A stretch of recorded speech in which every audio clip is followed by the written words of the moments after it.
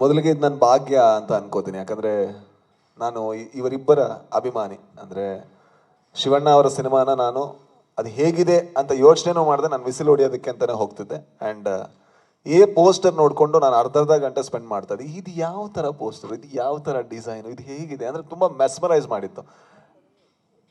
ಹೌದಾ sir?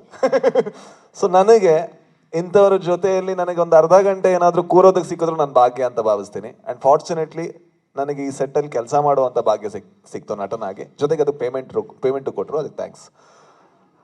And 45 ಒಬ್ಬ ಕನ್ನಡಿಗನೇ ಆಗಿ ಕನ್ನಡದ ಒಂದು ಹೆಮ್ಮೆಯ ಸಿನಿಮಾ ಅಂತ ನಾನು ಹೇಳ್ಕೋಬೋದು ಅಂತ ನಾನು ಭಾವಿಸ್ತೀನಿ. ನಾನು ಕೆಲಸ ಮಾಡಿರೋ ಒಂದು ಹೆಮ್ಮೆಯ ಸಿನಿಮಾ, ನನಗೆ ಖುಷಿ ಆಗುತ್ತೆ. ನಾವು ಅನ್ಕೊಂಡಿದ್ದಕ್ಕಿಂತ ಜಾಸ್ತಿ ದಿವಸ ತಗೊಂಡ್ವಿ, ಬಟ್ ಆದರೆ ನಾವು ಅನ್ಕೊಂಡಿದ್ದಕ್ಕಿಂತ ಜಾಸ್ತಿ ಚೆನ್ನಾಗಿ ಮಾಡಿದ್ವಿ. ಅಂದರೆ ಅಟ್ಲೀಸ್ಟ್ ನನ್ನ ತಲೆಯಲ್ಲಿ ಇರಲಿಲ್ಲ. ಮತ್ತು ಪ್ರತಿ ದಿವಸ ಸೆಟ್ಟಲ್ಲಿ ಬರ್ಬೇಕಾದ್ರೆ ನನಗೆ ಇದು ಒಂಥರ ಯೂನಿವರ್ಸಿಟಿ ಆಗಿತ್ತು. ಇದು ಯಾವ ಥರ ಶಾರ್ಟ್ ತಗೋತಾ ಇದ್ದಾರೆ, ಯಾಕಂದರೆ ನಾನೆಲ್ಲ ತುಂಬ ಇಂಡಿ ಸಿನಿಮಾಸ್ ಮಾಡಿದವನು, ಒಂದಿಷ್ಟು ಸಣ್ಣ ಸೆಟಪ್ಪಲ್ಲಿ ಒಂದು ಸಣ್ಣ ಬಜೆಟಲ್ಲಿ ಸಿನಿಮಾ ಮಾಡಿದವನು. ಆ್ಯಂಡ್ ಈ ಸಿನಿಮಾದ ಕನಸು ಬೇರೆ, ಈ ಸಿನಿಮಾದ ವಿಸ್ತಾರ ಬೇರೆ.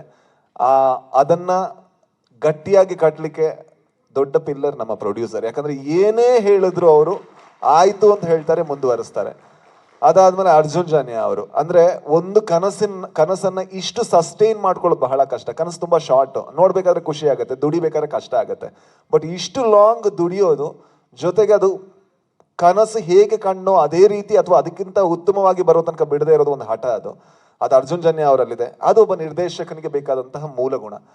ಆ್ಯಂಡ್ ಅದಕ್ಕೆ ಕಂಗ್ರ್ಯಾಚುಲೇಷನ್ಸ್. ಆ್ಯಂಡ್ ಎಲ್ಲ ಟೀಮ್ಗೆ, ಎಲ್ಲ ಡೈರೆಕ್ಷನ್ ಟೀಮ್ಗೆ, ಎಲ್ರಿಗೂ ಕೂಡ. ಆ್ಯಂಡ್ ಟೆಕ್ನಿಷಿಯನ್ಸ್ಗೆ, ಫ್ಯಾಂಟಾಸ್ಟಿಕ್ ಟೆಕ್ನಿಷಿಯನ್ಸ್ ಕೆಲಸ ಮಾಡಿದ್ದಾರೆ. ನಮ್ಮ ಸತ್ಯ ಹೆಗ್ಡೆ ಸರ್ ಇರ್ಬೋದು, ರವಿ ವರ್ಮಾ ಅವ್ರು ಇರ್ಬೋದು, ಚೇತನ್ ಅವ್ರು ಇರ್ಬೋದು, ಜೊತೆಗೆ ನಮ್ಮ ಮ್ಯೂಸಿಕ್ ಡೈರೆಕ್ಟರ್ ಒಬ್ರು, ಅವ್ರ ಹೆಸರೇನು ಸರ್?